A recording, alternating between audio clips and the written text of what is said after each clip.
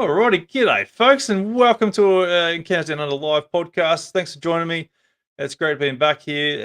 It's great to have for you to join me. It's absolutely fantastic being back on here. It's not the official podcast season 4 just yet, but this one will be included in the season 4 there. But this is a bit of a sneaky, quick little warm up before we do get started into the season 4, which will be coming this Monday. So be sure to join us there for our official live episode there for season 4.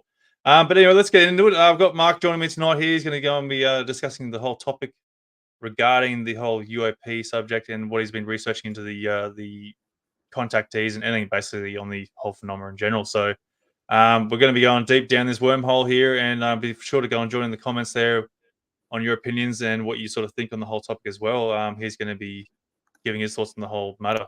So let's get him into the show here. And welcome to the show there, Mark. Thanks for having me on, Anthony. It's a pleasure to be here. This is a first time for me for this sort of forum, so go easy. Yeah, mate. It's absolutely great having you on. I do hope that I can give some sort of elaboration on this whole contactee thing that is a terrific phenomena that needs much more research. And I think I've done a little bit that might just add a bit to that base of knowledge that we do have, and some insights of where our research should be going. No, sounds good, mate. Look, the thing that you sort of caught me a bit by surprise when you contacted me, like you said that you didn't have an experience of your own. Like, it's not very often that you can't have someone that doesn't have an experience to even be diving down this topic. It is. I'm more of a science sort of background. My actual background is I'm a scientific glassblower. I work with scientists. I work with the scientific method. We're all very skeptical. My friends and family are all scientists and everything. So some of us will talk a little candidly about this and, offhandedly, whereas others, it's just like, well, I didn't experience anything, so I can't actually make any statement. I'm more of the opinion that after reading so many accounts since I was a kid, looking at this UFO thing in the 70s, I had the Time Life Unexplained magazines, and it was fascinating as a kid. And it was just, it could be fantasy, or it could be something else. And as more and more research has come to light, more people are coming out with it, it's becoming destigmatized. We're starting to see that this trend, this phenomena of the UAPs and contact with, well, intelligent entities is starting to become more talked about. And what is happening through it being more talked about, of course, we're starting to see huge similarities from across the planet, of course, and across time. So it really intrigued me. There's like, why across all cultures and across time, why would there be so many similarities in the accounts of what the contactees are saying? So there must be something to this phenomena. And I think to ignore it, aside from just lights in the sky and with better metrics and better optics with FLIR cameras and multispectral analysis, yes, we're getting better data with this, but it's the experiences that are really worthy of a bit of analysis to say what's common about this, because when you dig into it, there really is a strong hint at what's actually going on from the perspective of the other intelligences and what they really are doing with us and why they're here and why they might be doing some of the insane things that we seem to hear.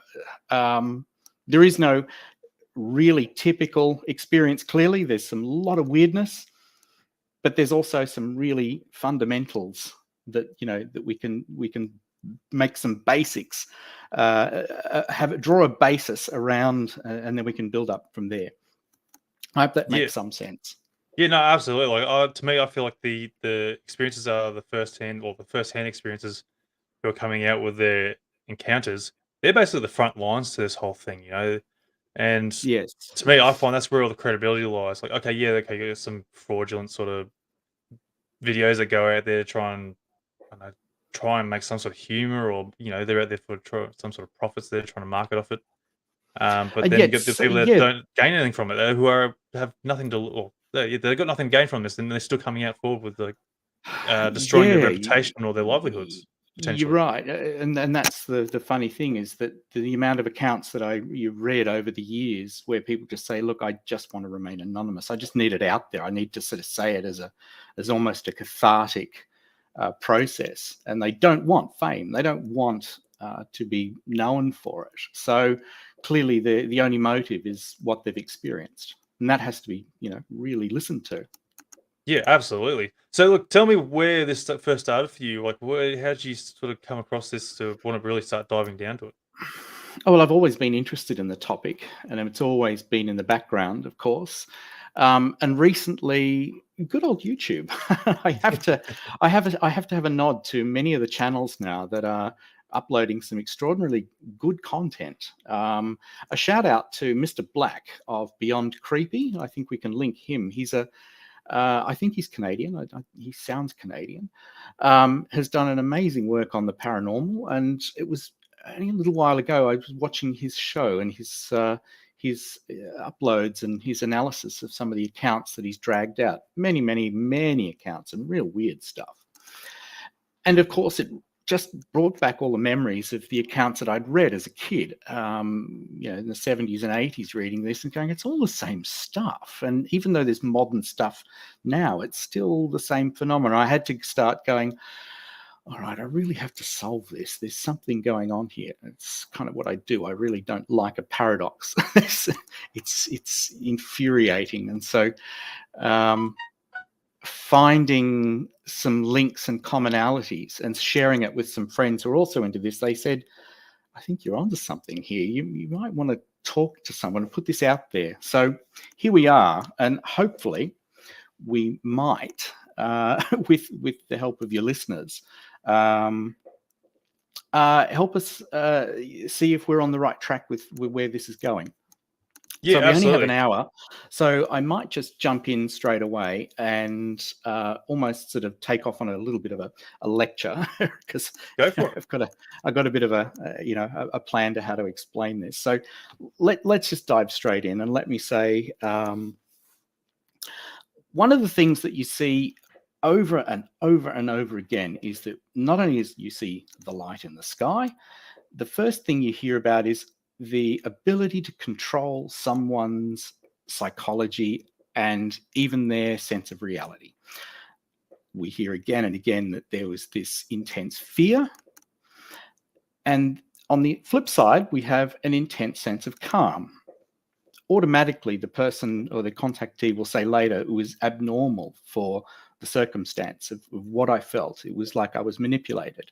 Then comes the experience of things like paralysis, missing time, like feeling like that there was a staring like a rabbit in a headlights type of stultified sort of weird effects, that someone was controlling them. Obviously the craft, this bright light that they've seen, a bright cone of light hitting the ground, moving towards them, almost scanning them at times.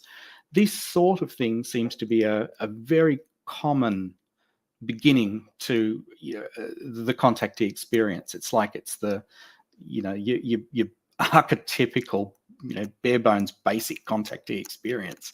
That's what it all starts with. And after that, we go into sort of another sort of divergence, is that there's a sort of you're being probed physically or you're being tested mentally. And the tested physical probe type of thing, it's sort of almost like, was it Bill and Betty Hill back in the 50s, who were taken away Betty by and their... Barney Hill, I think it is. Barney Hill, correct. Sorry, Barney Hill, in the 50s. Yes, they were sort of the first archetypical grey experience where they were taken on board a craft, sort of probed, sort of interrogated, and sort of let go again. And there was missing time. There's all the classic aspects of this. So why all the ability for these beings to be able to control our mind and our behaviors. And the next part, sorry, I'm getting ahead of myself, is really, really, fundamental to their technology. And then comes the telepathy, the communication. We hear again and again that they were given messages, they were given voices in their head without direct communication. So telepathy is another aspect of this technology, which means it's an advanced form of consciousness. I'd say amplification. They sort of know how to amplify their consciousness, and that they can override our consciousness. It's a higher level of technology than we've got. But it sets up, from what I can see, it sets up what they're really interested in. And consciousness really boils down to it. And I think if you're in this field, you're starting to hear from Luis Elizondo, Stephen Greer, Frank Vallet. The idea of consciousness keeps turning up again and again, that consciousness is a really big part of this phenomenon.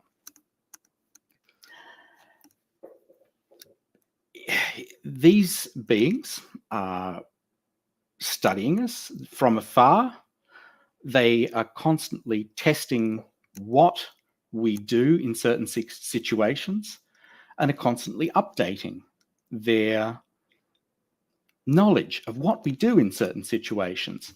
And that's what I started to see again and again, was that we were put in situations that was otherwise familiar to us, and then given some aspect to process. An account that I heard was like a Sadecki incident, as a guy in Poland, I think his name was Sadecki, who had a craft come down, and these beings said to him, "Don't worry, we've got a malfunction and we need to fix our craft." It just so happens that Sadecki was a mechanic. Now, the fact that they'd already known that he was a mechanic, and they were giving him a setup to process this to the way he would process it. And then they took him aboard his ship, and then were given this obscure crises. They said something had escaped their ship and they needed him to leave and run as fast as you can. So they set it up into a way that he could understand. They bring him on board, they ask a few questions. He didn't see anything that was particularly alien or unfamiliar to him that was too shocking. And then he was told to run. This fear part of it is the next thing I'm going to get to as well, because it's a very, very big part of how these intelligences finish the conversation in many, many, many times. The fear seems to be used as a technology. And this is the part where I think I've got something to add to this experience. Getting ahead of myself. I was trying to get it all together in a you're right. full idea. But is this starting to make sense? So I've got a general sense of the phenomena. Yeah, absolutely. Because as a lot of people have explaining, fear is even to use it in our own terms, fear is a very powerful tool. So of course, when it's to be used to your advantage, you're going to use it, aren't you? And it doesn't matter who you are, whether you're an alien being or what these beings are, human nature, it's some sort of result in fear, or any way you can sort of control the situation, you're going to use that advantage. Now, the whole idea of fear, from a human perspective, is very different to the way these aliens use fear. And this is the jump in awareness that I think I want people to understand, is that if you have... let's just pull back a bit about what we know about telepathy. We talk about it as though we know the phenomena, and it's in pop culture everywhere. And yet it's no scientific phenomena. It's not studied. It's not a phenomena that can be ever described scientifically, because it's not able to be done by humans on any regular basis, and therefore it can't be put in. Excuse me, can't be put into a scientific situation, or the model of the way science is conducted is you don't have a control group, you don't have a control situation, you don't have variables you can control. Our experience of telepathy is very, very infrequent. We From a kind public of, perspective. from a public perspective, everyone has always got this one weird experience where they say, it was funny, I was just sitting there, I was washing the car, just minding my own business, and I have this weird intrusive thought that I've got to call Aunt Jenny or something. And then 2 days later, Aunt Jenny just sort of pops up with, oh my God, she's sick and was trying to contact you. Or it's like, I haven't spoken to you for ages. Like, why did this thing intrude into my head? Why did this thought that didn't have a causal relationship to it? Why did we do that? Why did we have a sense of danger or a something that you go, I knew I just shouldn't go there. And next minute, yeah, there was something, and you go, why did I have that intrusive thought? It's through all humankind. It's completely unstudyable, and yet every human has had that experience or knows someone who's actually really good at it. And yet so while we know about it, we're not good at using it. Yeah. And clearly this technology that an alien, non-human, high intelligent species has, is they've managed to master this. This is more than just a bit of telepathy or more than just a kook thing. Their whole technology, everything about what they do, is based on this higher level of consciousness at a telepathic method, a telepathic ability. Now, we're just starting to get our head around this from a scientific point of view, and I'm sure some of our listeners, and I'm sure you've heard of remote viewing technology, absolutely, that someone like Hal Puthoff at Stanford was doing.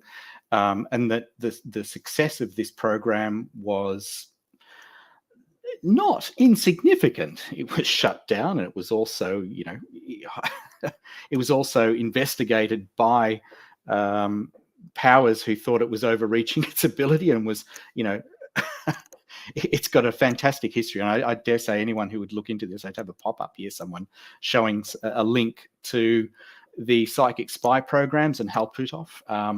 We've got the School of Noetic Sciences by Dean Radin, who has done some amazing work with his thing. And again, a pop-up I'd do for Dean Radin and School of Noetic Sciences. Some things are a little controversial. Some things have good scientific criticism of his methods. Others are, well, yes, you can criticize it, prima facie, but also you can see the results are not insignificant, which leads us to, like, well, there might actually be a primitive form of this technology starting to be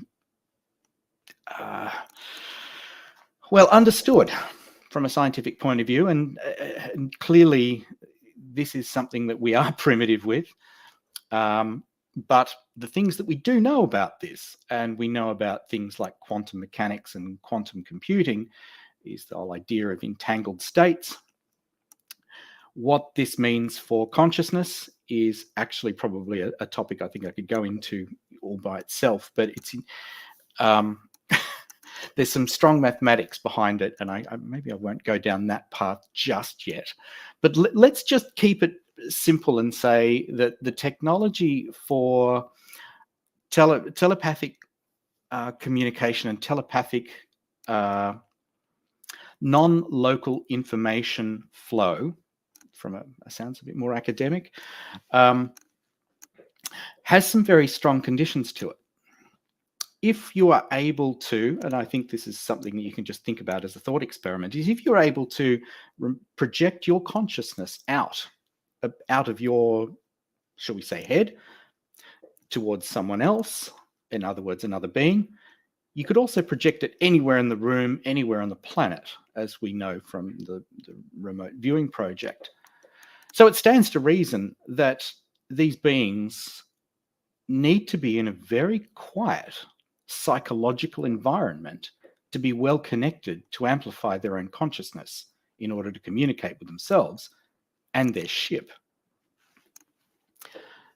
So if you are using technology that has those requirements, the last thing you'd want is to be in an area with lots of scattered, highly loud consciousnesses, such as our primitive minds, in a large number. It could very easily overwhelm these beings and their technology, which amplifies their own consciousness, which means you see these encounters under very remote circumstances. It's usually only one or two witnesses. You never see the contactee experience in very large numbers. I mean, aside from, say, Westall or Zimbabwe. Westall's just down the road from where I live. Very famous large number of encounters with people, encounters with large numbers of people, but very, very rare. And I'd say with Westall, it was almost inadvertent. There was no contact. They were just craft that seemed inadvertently landed through some happenstance that the pilots needed to do, but not actually contact anyone. Whereas the Zimbabwe account was seemingly more deliberate.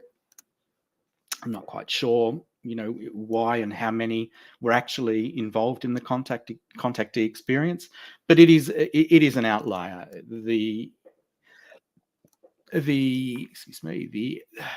contactee experience is usually a one-on-one thing, and it's in a remote place. It's often at nighttime, where the individual being contacted has less visual stimulus going on, and so their mind is probably a little stiller. It gives someone who has consciousness amplifying technology the ability to manipulate or engage with them with that in mind. Does that start to make a bit more sense as a premise behind what's going on? Yeah, absolutely. It's sort of like, they've got a deliberate target on someone as why they're taking interest in that person, basically. And whether that That's could be the higher consciousness, absolutely. There's got to be that something there that does it. there's definitely a link here with this, and there are, aside from the fact that it's done at night and it's done in remote situations in order to minimize the amount of psychic connection to things, so you're more easily overwhelmed. There are other reasons of why the contactee phenomena seems to follow individuals and then families. If someone's had a contactee experience, it's very often that someone around them or in close proximity to them is now finding themselves seeing alien craft where they'd never seen it before. And I'm still kind of wrapping my head around the fact that there are plenty of people who can see craft when others next to you can't. It has something to do with our hardware. Gary Nolan has brought up a really interesting thing. I think it was he was on Lex Fridman's podcast recently, and he brought up the idea that since Gary Nolan is, I don't know, do you know Gary Nolan? Does that ring a bell? I know. He's the isn't he the neuroscientist? He's the exactly. So, He's the neuroscientist, and he's been studying contactees with some pretty advanced technology like MRI imaging. Yep. And I think his latest finding was that contactees have a very distinct part of their brain which is a little more active in that group than, say, normal humanity. It's called the basal ganglia, which is sort of a sub-brain. It's it processes your environment and awareness at a higher level than your than just your visual spatial awareness thing. It's sort of doing things as an autopilot that allows you to just navigate your field without actually having to think about it. If you go to sit down and the chair's behind you, you just instantly grab your hand and drag it towards you without having to actively think about every movement you're doing. This part of your brain just knows, it's a chair, it weighs about this much. This is how much force you should put on it when you just go to do it. You don't have to think about it if you've got this on autopilot. So the basal ganglia and its awareness function seems to be more highly stimulated in the contactee. Could this be a reason why they're contacting these people? Or have they stimulated these people, in earlier contacts, and now it's become more developed? Don't know. Maybe Lex Fridman has got more of an idea. Yeah, pulling up a bit of a basal ganglia idea about what it does. Yeah, give him an idea of what science actually thinks it does. There's even Gary Nolan. He says, it's got two camps that scientists can say that it has its main function. I'm hoping people can see that. Yeah, people can see that. They can look into that themselves. It's definitely it exists. It's not pseudoscience, thankfully. But the whole idea of this consciousness and higher awareness, again, it has a connection to it. So what do you do? One thing we know about psychic type connections, or even in quantum mechanics, if you observe something, quantum mechanics says that you don't just observe it, you participate in the event. It's like I look at a candle, the light that is hitting my eyes ultimately means that those photons that left that candle when they impact my photoreceptors have actually helped change certain chemical functions of the chemicals that actually cause those photons to leave the chemical reaction. You're entwined and entangled into this sort of complex state of the universe that, there's this flood of quantum mechanical weirdness that goes on, but you're not divorced from that.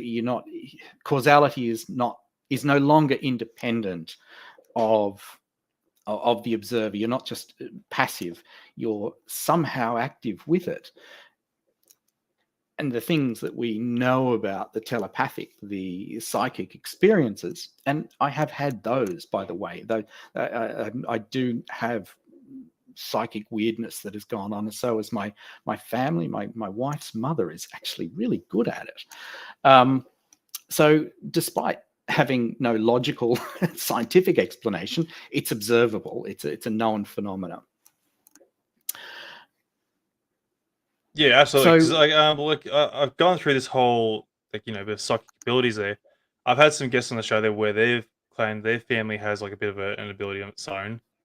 They've even worked with military governments, obviously not in the public. It's a thing.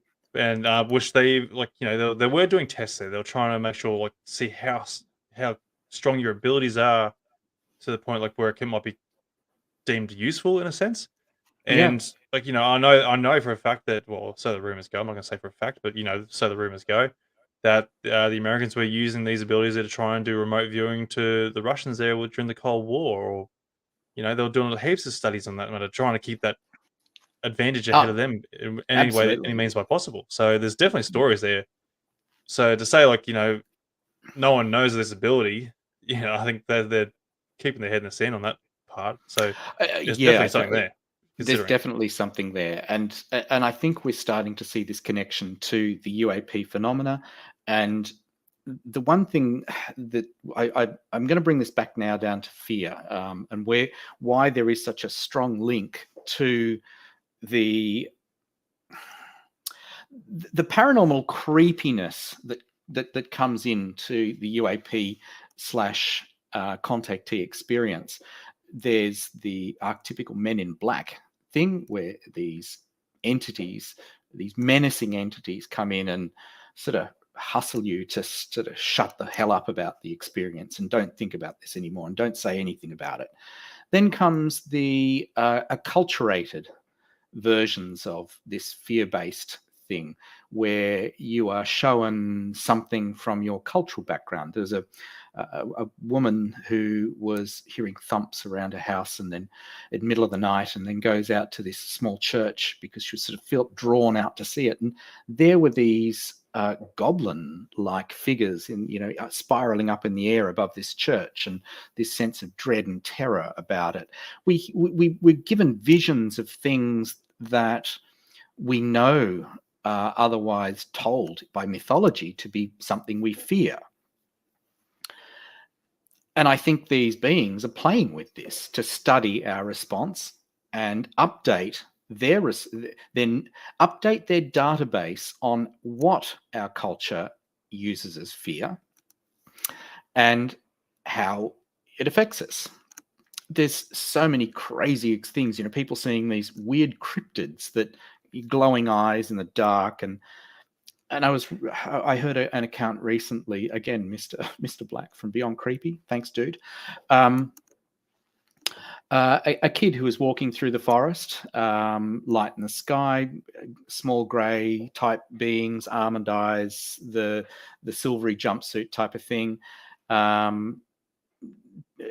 sort of stultify him while he's walking in the forest, small thing that goes into his nose while he's being probed, telepathy, all of that. And just casually, this creature who's probing him and holding him, pinned in time for about 2 days, just casually asks him, "Do you know who Satan is? Do you know Lucifer?" Nothing more. That was it. And then just, he realizes that the sun and the moon sort of pass through the sky like a time-lapse video, and then he's suddenly out of it later, and he's released, and he goes back to his mum and realizes 2 days has gone, and he's just totally flummoxed by this whole thing. Why would you be asking a kid, do you know who Satan is? Do you know who Lucifer is, while you're being probed? These are things we're told through a cultural thing to be afraid of. This sounded a quintessential contactee experiments where they're testing what we know about the things that make us afraid. I don't think this is, foreign to this topic. And I think, if I put a ring around it, I think everyone would nod and go, yeah, it happens. It's definitely a thing. Yeah, it's a strange thing, really. Even though, like you're saying, asking people who Lucifer, right? But there's a thing too, where people are growing up with the bedtime stories of voodoo creatures and that, with A vampires, boogeyman. werewolves, boogeyman in general. And Yeah. again, that's whether that's a fear tactic or something. You go to sleep, otherwise the boogeyman might get you. Try and keep kids in bed. Or don't go somewhere because the bad man might take you or something in that regards. Again, it's it's Yeah. still manipulating fear to try and control something, whether to keep you safe or to try and To play control. with your mind. I think there was the what was that? I got an account here that I remember. Some girl. Oh yeah, someone who was who called into Art Bell's interview. She was only age 6, which is another common thing, by the way. There's so many kids around about 6 to 10 seem to have contactee experiences, and they seem to be put in these weird, fearful situations that they don't understand at the time. That happens a lot. So it looks very much like this is a test. Well, let's put these kids, let's give them some extremely fearful thing, and we'll see where the brain goes to cement these ideas of fear. Where her and her sister were out playing in a backyard. It was daytime, but they were in a remote area by themselves. And she wondered, where's my sister Denise? Roxanne, Napa Valley, 1962. And she goes to find her sister. She jumped up on the fence that she's told, no, you don't ever go past that fence. It's dangerous. I said to mum. And so they didn't, although they would sneak over occasionally, kids being kids. And she noticed when she jumped up on the fence to look if her sister Denise was anywhere, there were the men in black, a black hat, black cape, black everything, with a syringe held to the arm of her sister Denise, in the lap of this black creature that turned and looked at her while she tried to scream but couldn't actually get any noise out. She falls off the fence and then, screaming to try and get back up, and jumps up on the fence and scrambles, and then finds that the men have just magically disappeared. She gets to her sister, who wakes up sort of groggy and out of it, and once again, almost paralyzed. Has no recollection of it. One is, Roxanne was obviously the test subject, and Denise was just the unwilling pawn. Once again, we are benignly influenced here. There doesn't seem to be many cases where actual harm has come to us. We're put in these terrifying situations, and no, you weren't actually attacked by a weird cryptid creature with huge fangs. It was just the sheer fear and of the prospect of it happening. So back to my idea about them using augmented, or at least concentrated, telepathy, or what I'd say, a concentrated intelligence, or this is why I'm getting late and tired. Come on, brain. Augmented, intellect as a consciousness that seems to be, they've got this sort of telepathic connection to all of them that needs to be kept in a very, very tightly, delicately controlled situation so they can use it. And my connection to the quantum field, where you are connected to your subject, if you think about it, if you think about the person, telepathically, they're linked to you, you're linked to them. What happens when you've just had a subject you've got that you want to test or you want to play with, and all they can do is see your face and constantly play it over and over and over in their mind? Like, oh my God, what did I see? I just saw this creature. And you play it again and again. If you're playing that image in your mind of that thing that was actually visiting you, you're psychically connected to it. The last thing they want is for you to be, is the telephone call to be connected permanently while you have a freak out with your primitive monkey mind while they're trying to fly their craft in this highly still, almost library-like quiet in order to get their technology to work. They have to shut you off. And fear is their way of doing it. Yeah, because the brain, well, especially like with moments of fear, like your brain is really good at repressing the situation as well. So that's a really good tactic in that matter to fear blank out shuts of it. down everything. It shuts down reason. It shuts down higher reasoning. It shuts down all sorts of things. It cements behavior. We learn through fear and we learn through danger. So if you are given a fearful situation, you learn from it very quickly. It's one of those, if you burn yourself, you learn never to do it very, very quickly, as opposed to having to learn another skill where you got to practice like crazy. So fear is almost like a way of cementing some aspect of them playing with our psychology. And it's also, I think, a way of disengaging from those they don't necessarily need to be engaged with. I say that that's one aspect of the contactee experience. The other one is people who don't have the fear factor given to them. They're almost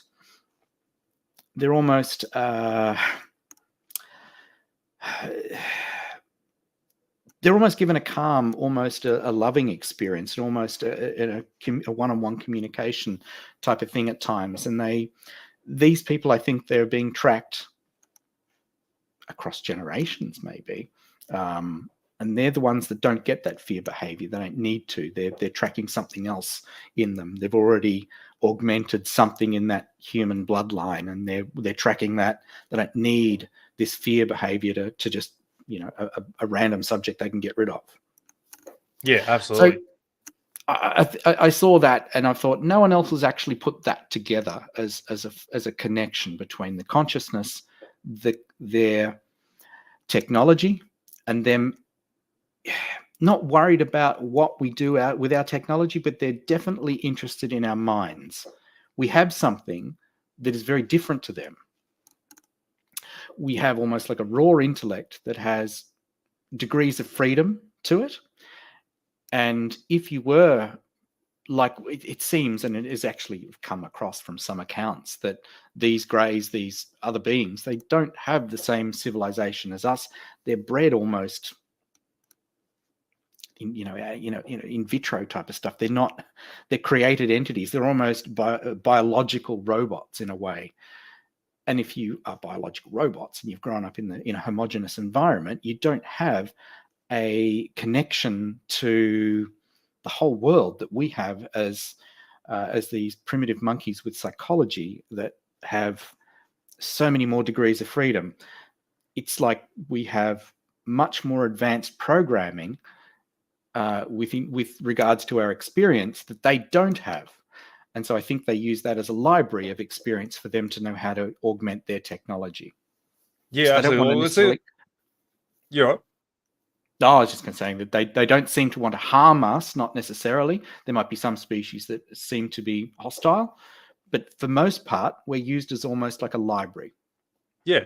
So it sort of makes me wonder, like you're saying that, like their intellect is obviously to a certain degree, and I think the claim is like what we only use like a 3% of our brain, or is it's a bit more than that? I can't remember what the actual percentage is, but I think it's a little bit of it's one of those myths that gets sort of trotted out about this. You only use 2% of our brain. Well, yeah. sometimes So we do, it's like, is sometimes we that don't. true, But or is it something well, that they're trying to track down so that they can try to implement it into their own ways of things, or is there something that they're trying to enlighten us with, sort of trying to be able to use the rest of their brains? Like obviously, if we, you know, figure out how to go and use our brains to our full potential, like what would be the outcome of that?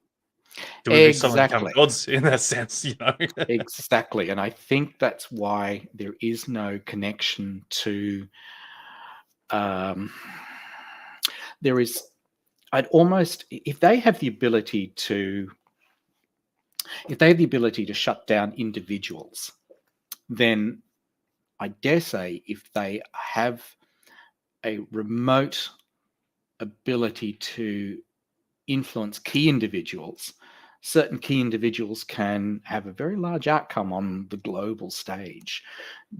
Do wars? Do fear-based politics? Does it rise and fall with whatever they're choosing it to be?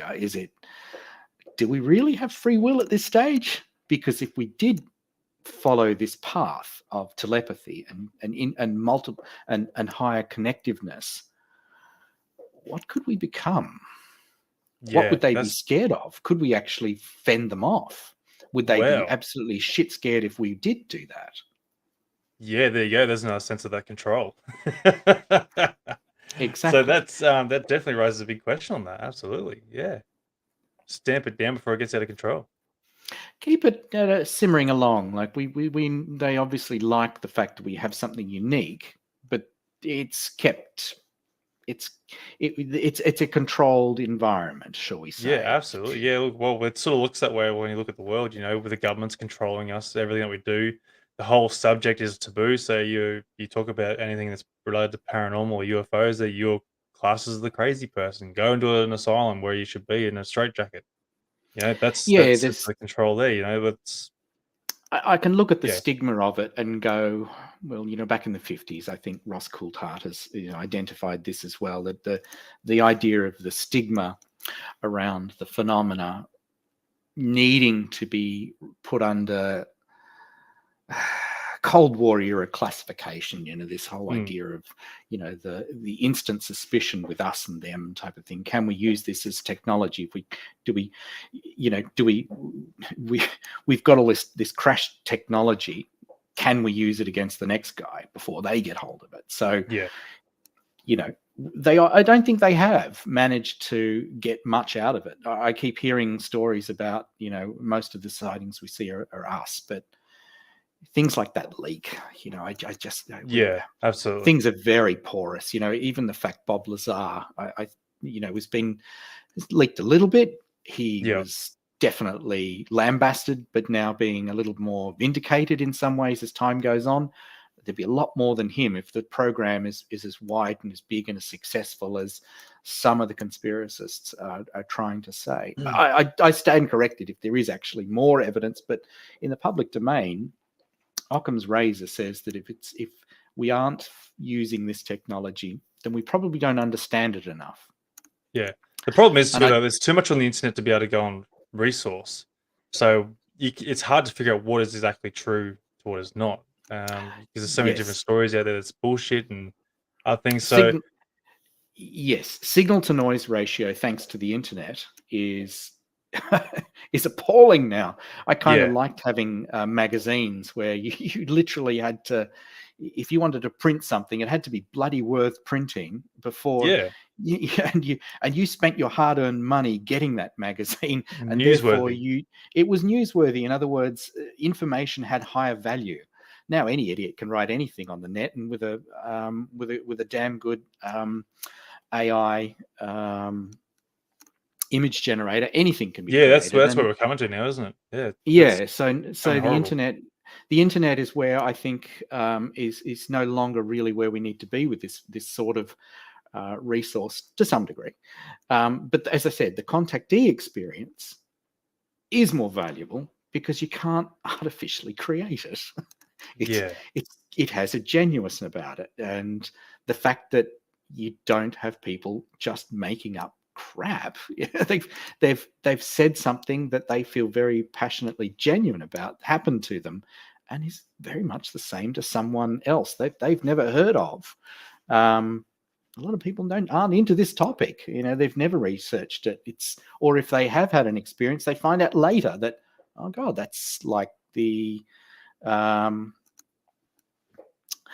the Barney Hill experience, or it's that they find out later. So they're not all manufacturing it. We can filter that out. yeah, no, that's right. And like like you're saying, like people got nothing to gain from this as it is, and there's too much common ground. People are having the same experiences, similar experiences, and I've said this a lot on the podcast too. Like not everyone back in those days they didn't know each other from a bar of soap. So they're not exactly congregating together to go and make a massive prank on the world to go, hey, look, let's go and tell them we've all been abducted and get in this joke. Big ha ha. There's Yeah, it it's just doesn't impossible to do, seem. especially back in the 50s and 60s. It just doesn't seem credible. It's like the 50s and 60s. The biggest driver of society was homogeneity. That to go against the status quo just wasn't in the popular culture. It just didn't exist. Yeah. So yes, the contactee experience is still the most valuable, I think, for further research into this. Yeah, and As it's much like as as you mentioned before too, like like there should have been some more information that come out earlier. Like if you look at the like when was the Cold War? Was that 50s or 60s? When was that?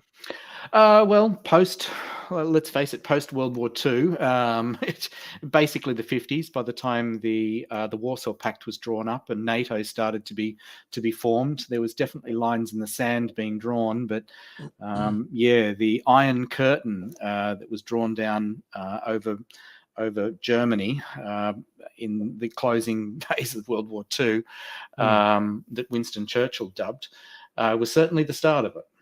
Yeah. So now I've forgotten where I was going to go with that. I had somewhere to go. No, That was the out of Cold my War mind. being a cultural way of stifling flow Yeah, of absolutely. information about very strategic things. I mean, don't get me wrong. I think we've still got an element of that. I mean, Yeah.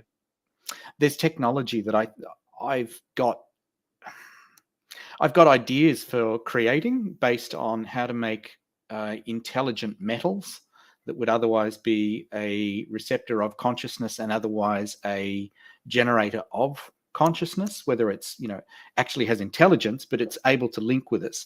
From what I've discovered of how this all works, some of my research. Do I broadcast this on a forum like this? I probably wouldn't. Because let's face it, the last thing I'd want is someone like China getting their hands on even my crude ideas and taking it and developing it and actually making it work. These people, their military do not have the same values as us, let's face it, and we've gone to hot wars for a lot less. So definitely. It's all very well and good to be magnanimous and want this stuff to be freely disseminated, but this is still pretty powerful stuff. It could get in the wrong hands. You don't want to be going down that without your eyes open, I think. Yeah. And I just remember what I was going to say earlier too, like in regards to like the Cold War, people that would have been researching this whole topic there, and like you're saying, leaks with Bobazar and such, like things would have come out eventually.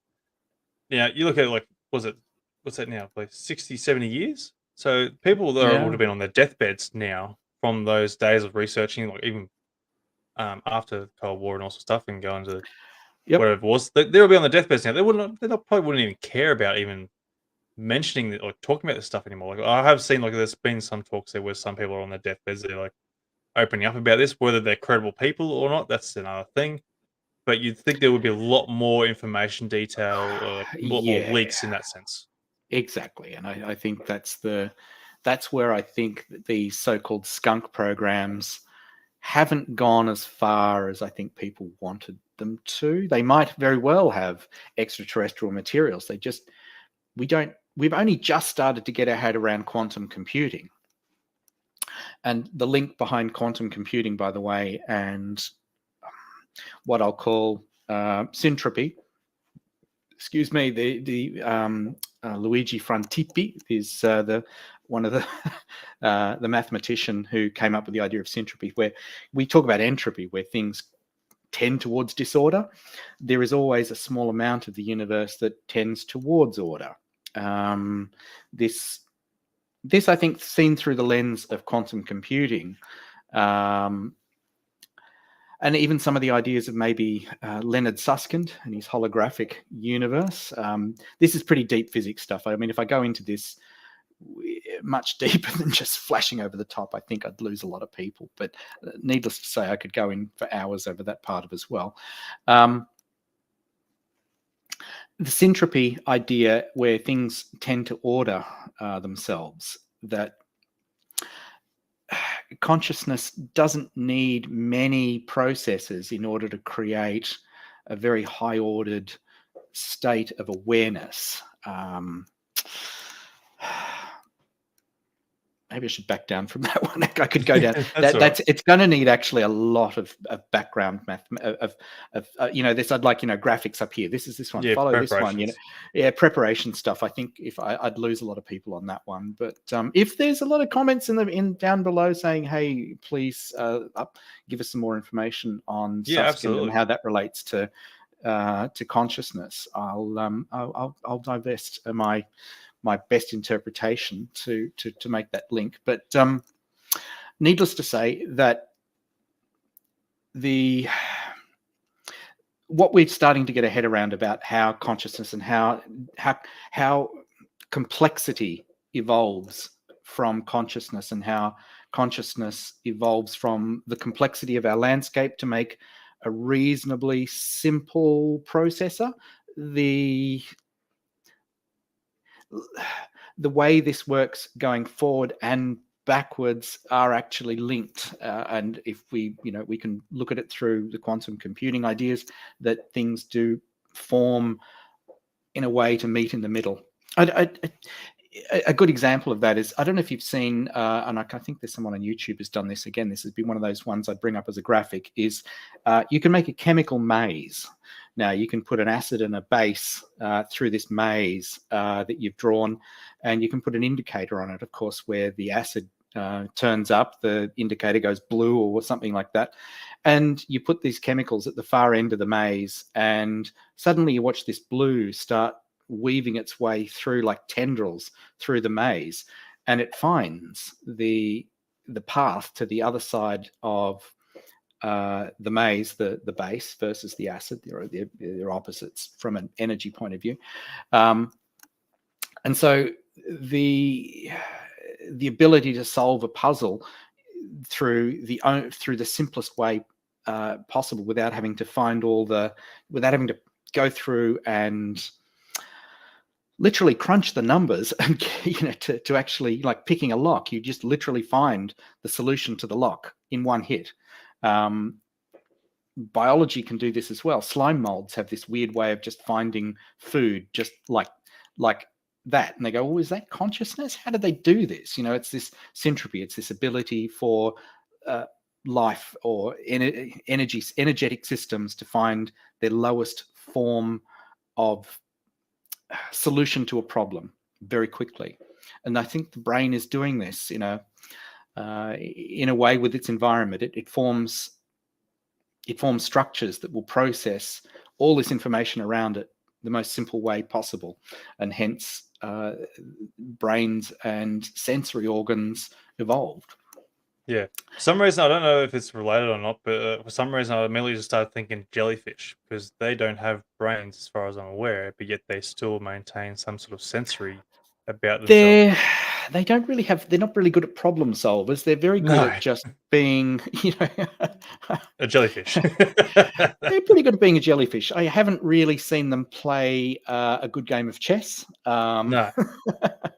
But it's strange though how something like, as far as we're aware, when it comes to something that is a conscious body or anything of that nature, has to have some sort of brain and some sort of functionality. But yet these are a creature that can survive, grow, feed without the need for a brain or any sort No, of you form of don't. consciousness. No, the brain has got a very long evolutionary history. I mean, it's simple bacteria need only to have sensory organs that just, if something touches you, you instantly have a go backwards response. Is it a brain? It doesn't really need much processing. It's just if I touch that switch, then this motor turns on for 3 seconds, and then the battery winds down and it resets. And then, that's the simplest thing you've got. Humans are a weird bunch because, like most higher organisms, we've evolved things that get tacked on top of other things and on top of other things. The brain is from an evolutionary point of view, very, very simple. I'm just going to control things like breathing and metabolism to, I sense something, maybe that changes something, and I'll tack that on the top. Then I'm going to have things like, how do I process this information? Can I do something else with it? That's another part of the brain. Then there's abstractions and higher reasoning starts creeping in. There's automatic pilot sections. There's language centers like Broca's region, which just is purely dedicated to language and language processing, that has evolved out of probably when we were birds and we had songs that we would communicate. It's a mess. It's certainly not an intelligent design. It's a hodgepodge of things dumped on top of other things that have got a patchwork between them that just sort of work eventually. But yeah, the things that are intelligent, that seemingly work in the way that a higher intelligence does, like fungus, with their mycelial network underground, small chemoreceptors, that if one tree goes down from a predator, then the mycelium feels this chemical change and can tell other trees that there's this kind of predator starting to get around the trees. Go, oh, thanks for that. Was that an awareness? Was it a consciousness? Was it it was certainly an awareness of an environment, but did it do it consciously? It's a good one. I think there's a lot of people out there in the mushroom community arguing over that one. Yeah, I think there's also a bug that does the same thing too. It eats the wood and kills the tree, and the tree does the same effect, like warns the others, like, "Hey, there's some sort of bug." I can't remember what it is exactly, but there's a lot yeah. of everything from the smell you get of cut grass. Hexenol is a pheromone that other grass goes, whoa, hang on, we're being eaten. So they start producing less less tissue, more silica around the edges, and they stop predation. Many plants try this trick of chemo signaling. Like, oh man, if you go down the biology path, or molecular cell biology path. I mean, I can find you some mind-blowing things like the cascade, the chemical cascade from our nervous system is actually a very, very similar to this chemotaxis or this chemoreception in plants. This pathway switches on in plants. We've got a chemical that's almost identical here, and that switches on to a next thing. That thing, plants do it slightly different over here. Sorry, I'm backwards. Plants do it different over here. They go to this way, but we've got something over here that we use that does the same job. And down this tree of causality in between plants and in humans, you go, shit, it's almost identical. I mean, hemoglobin, the thing that gives us red pigment, holds iron, which gives us oxygen. We move around, red blood cells, all of that stuff. Hemoglobin, porphyrin structure, these chains that hold this metal, which is iron in the middle. Plants do the same thing, except they've got a magnesium in the middle of it, and we call it chlorophyll. There's a few other bits and pieces off it, but I mean, a porphyrin structure with a metal in the middle to do something. Mollusks have the same thing, except they use copper. So convergent evolution or inherited genes, man, there's complex the biology and things and links between things. That's it's too hard to put into a podcast, but man, if you've done some science, if you've done a science degree, or you've even just done beginner's science, and you can just go, wow, that's amazing. Yeah. So it sort of makes you like wander on the path here. Like, obviously, like these beings have the ability for this consciousness where they can sort of use some sort of telepathy to go and have some sort of contact in regards to that. So is there, you sort of feel like there could be a way that we can evolve to get to that point there, but also be able to communicate between, like we're just saying, like, between plants and animals of that sort of consciousness nature? I think we do it. I mean, there's plenty of societies that have been in touch with that level of consciousness for a very, very, very long time. We're constantly told by indigenous societies and older cultures that we've lost touch with that. I don't think that's a new message. I think we've heard of that all before. Maybe this is another impetus that will stimulate us to get back to that. After looking at the contactee experience and going, shit, why are they even here? What have we got to offer? And if it really is profound enough to go traveling across light years, or at very least skipping around the local area of the galaxy to come and visit us just because we have this, then it should say to us as conscious beings that we should possibly cultivate this and stop being so damn fixated on shit. Yeah, absolutely. So I just want to go back through the comments here where Chris was saying, like, we're also talking about the whole studies and such of how we can obtain these abilities with the consciousness and whatnot. He's asked, like, have we gone through like DMT studies? Now I know that through ancient cultures, and that there's always been some sort of substance there. There's been Oh yeah, psychedelics have been an absolute classic. psychedelics. Yep. To sort of give that higher self there, where you can have this open consciousness to be able to communicate between different worlds, as they explain it. So obviously somewhere for us to go and find ourselves. I mean, DMT. All right, my version of it was it's being shot out of a nuclear cannon. Can you use it for psychic development? I mean, some people say they see entities, but the fact that these people never see the same entity, there's nothing consistent about the DMT experience. You might be seeing perceptions of something. It might be giving you an insight to what your brain could be seeing when fired up that much, but is it an actual link to something? I doubt it at the moment with what I know of it and what I've experienced. But it certainly does allow you to know that your brain can do a hell of a lot more than what you're doing now. Consciousness is overrated. super consciousness and psychedelics are a very good window into something that you can say maybe there's a bit more to life than just sitting here looking at TikTok videos.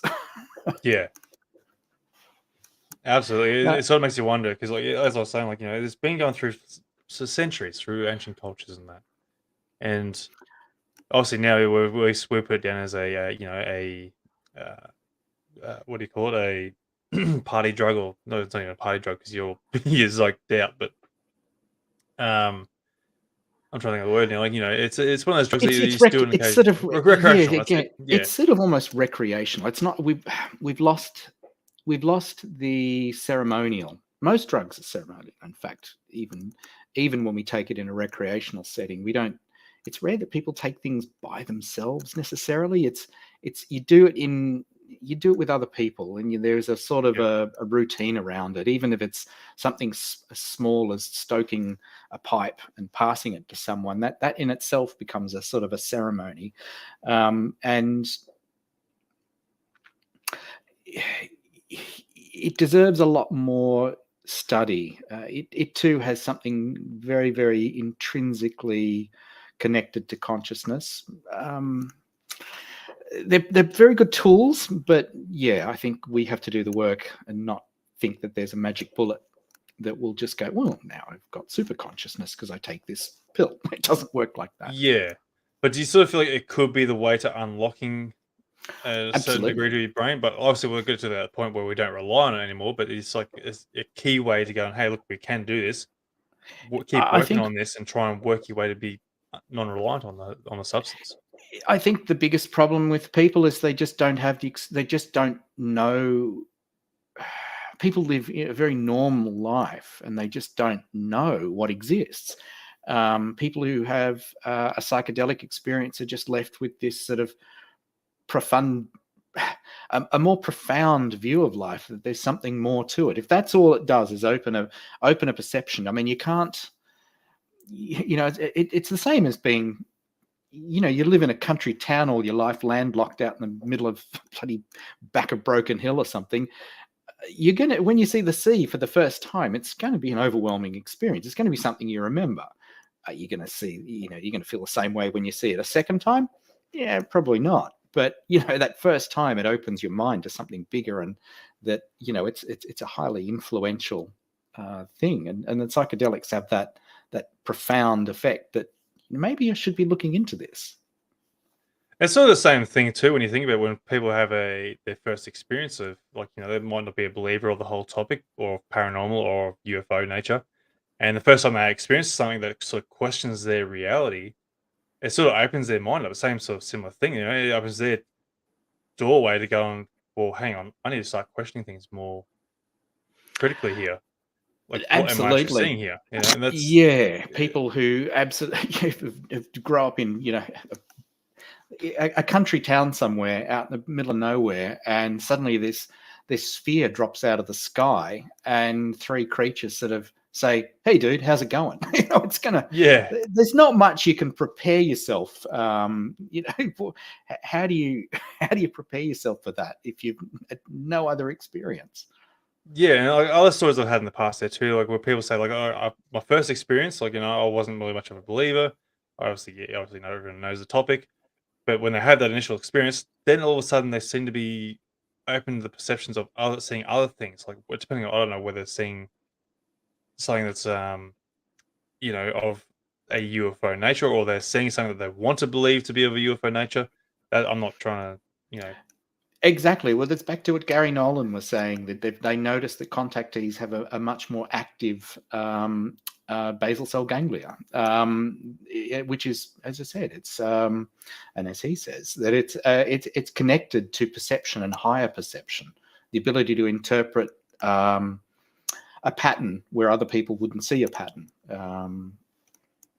Yeah, once they have this, whether it's deliberately stimulated or it's an emergent phenomena from the experience. Either way, once you've had something that profound, it's going to make you a little more, open to, the world is not what you thought it was. yeah, And definitely I got broadens to up the admit, spectrum. Yeah, I talk to people who are very much, you're talking about this UFO thing again, and I go, no, listen to me, this is important. They're very, very normal, and they're almost fearful of the whole. Deep down, they're actually a little bit threatened by this sort of thing that they don't have a framework to have in their head. They're sort of like, shit, if I did see it, I'd be absolutely terrified. I don't think I could deal with it. I don't have a framework in order to put any words to it. So they sort of avoid the topic. And I've had someone in my sphere of influence where I was making them watch some of these cool videos from the web, and then just positing my experience of what I've just told you all tonight, and some other things, and they're going, that kind of makes sense. It sort of left them with a framework now to understand it, and they weren't as threatened by it. They sort of felt like, yeah, there's actually a meaning to it. It's not just some ridiculously unfathomable problem that we have no control over or no way of understanding it, because that's what most of this contactee experience seems to be. It is ridiculously bizarre, but yeah, with, as I said, more modern understanding. I think if I was to have a contact experience myself now, I'd be like, oh yeah, guys, yeah, okay, what do you want to test? Come on. I'd be a little more. It's like, oh, okay, you're gonna do the paralysis thing now. Oh yeah, okay, yeah, the paralysis thing. All right, yeah.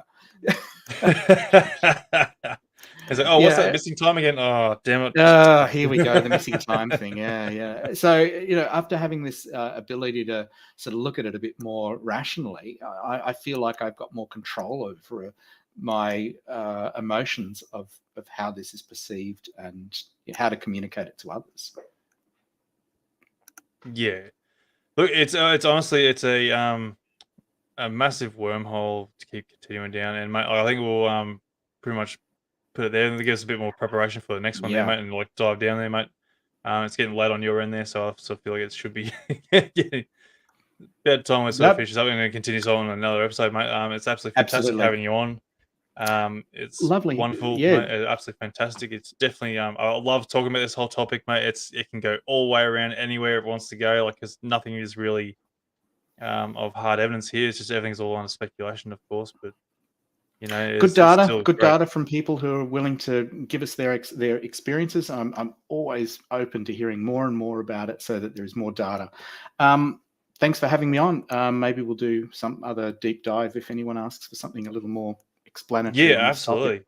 And All look, right, we'll probably put it on cheers. a bit of a better time frame here to so a lot more people aren't doing a bit of a night shift with us. It's Well, sort of it was well, a spur of the moment live episode, so it was. I've got to admit, it was a bit of a. I'm glad I just jumped in here at the end. I was a bit trepidatious, but look, best of luck with. Was it season 4? You said coming up. yeah, season 4 is coming out now. It's going to be coming out very shortly, so we'll be I'll looking look up into forward that one. to keeping up to that. That'd be fantastic. All right, Yeah. cheers, guys. You can log me off, and I'll say good night to everyone as well. Well, that's mate. Cheers, mate. I'll see you next time. All right. All right, guys. Thanks for joining in, guys. Absolutely great having you in here. Getting in the comments there. It was fantastic having you, and all those that sort of got in a bit late there, and shout out to Sue there joining in there. You got Chris there joining in. Thanks for joining in. Getting the comments there. Absolutely love having you there. It's great. Look, yeah, season 4 is going to be coming out on the podcast shortly, so you can go and check it out on the YouTubes there, all the classic platforms there and whatnot. Basically wherever your favorite platform is, go and listen to it there. Had some fantastic people on the episodes. If you haven't been keeping up with the podcast in general, go check it out.